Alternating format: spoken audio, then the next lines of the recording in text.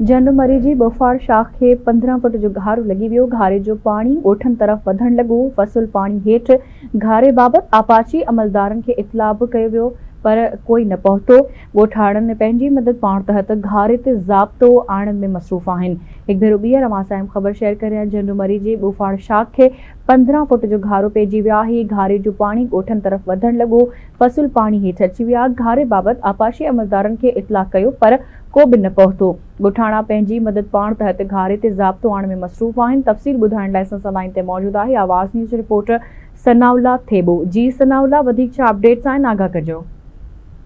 जी बिल्कुल ॿुधाईंदो रहां त झंडुमरी जी बुफार शाख के ॻोठ लोंग बलाती वटां 15 फुट घारो लॻी वियो, जंहिंजे करे केतिरी एकड़नि ते बीठल फसल पाणी हेठि अची घारे ते पानी ॻोठ तरफ़ वधण लॻो। उन ॾिस में ॻोठाणा ॿुधायो त पंहिंजी मदद पाण घारे ते ज़ाब्तो आणण जी कोशिश कई। आपाची अमलदार घारे बाबति इतला ॾिनो, पर हिन महिल ताईं को बि अमलदार न पहुतो। ॻोठाणा डीसी टंडवाल सां मुतालबो कयो त फौरी नोटिस वठी घारे ते ज़ाब्तो आंदो वञे। ॿी सूरत में पाणी सवे एकड़नि ते बीठल फसल ॻोठ में दाख़िल थी सघियो। आख़िरी इतला मूजिब घारे वारे हंधि वॾी तादाद में ॻोठाणा घारे बंदि करण में मसरूफ़ आहिनि।